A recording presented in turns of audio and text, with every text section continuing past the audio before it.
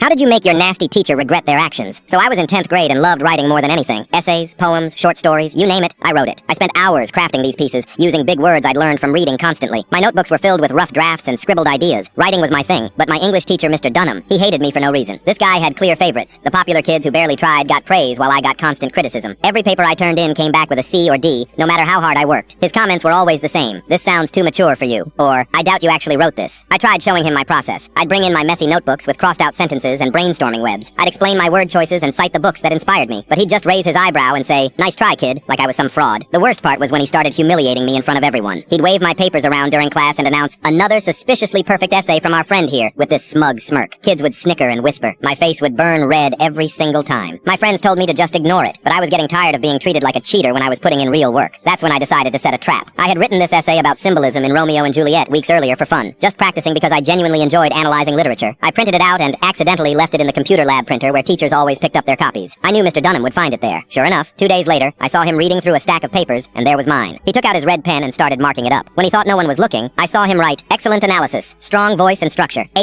at the top." He seemed genuinely impressed, probably thinking some honors student had dropped it. The next week, I handed in that exact same essay word for word as my official assignment. Same font, same everything. I watched him read it during class, his expression changing as he recognized it. By the end of the period, he slapped it on my desk with a big fat D and the words, "Clear plagiarism," written across the top in angry red letters. I didn't say anything. I just smiled and put it in my folder with the other copy, the one with his A+ still fresh on it. I was saving it for the perfect moment. That moment came during parent-teacher conferences 3 weeks later. My mom and I walked into his classroom, and he immediately launched into his usual speech about how my writing was suspiciously advanced, and how he was certain I was getting inappropriate help with my assignments. I let him finish his whole dramatic presentation about academic integrity and how students today think they can fool teachers. He was really getting into it, waving his hands around and everything. My mom looked confused and slightly hurt that her son was being accused of cheating. Then I calmly reached into my backpack and pulled out 2 identical essays. I slid them across his desk side by side. One had his handwriting giving it an A+ with comments like "sophisticated analysis" and "mature insights." The other was the exact same paper with his D and plagiarism accusation. "I found this in the printer tray," I said, pointing to the A+ version. "Recognize your handwriting, Mr. Dunham?" His face went completely white, then bright red. His mouth opened and closed like a fish, but no words came out. My mom didn't need any explanation. She could see exactly what had happened. The same teacher who claimed my writing was too good to be mine had literally given the identical essay a perfect score when he thought someone else wrote it. "So my son's writing is only good when you don't know it's his?" my mom asked in that deadly calm voice parents use when they're furious. Mr. Dunham started stammering about how it was a mistake, how he must have mixed up papers, how he graded so many essays it was hard to keep track. But the evidence was right there in his own red ink. He'd been caught red-handed showing his bias against me. My mom stood up and said we'd be discussing this with the principal. Mr. Dunham was practically begging us to work it out between ourselves, promising he'd be more fair going forward. The next Monday was beautiful. He handed back our latest essays, and for the first time all year, I got an A. Not just any A, an A+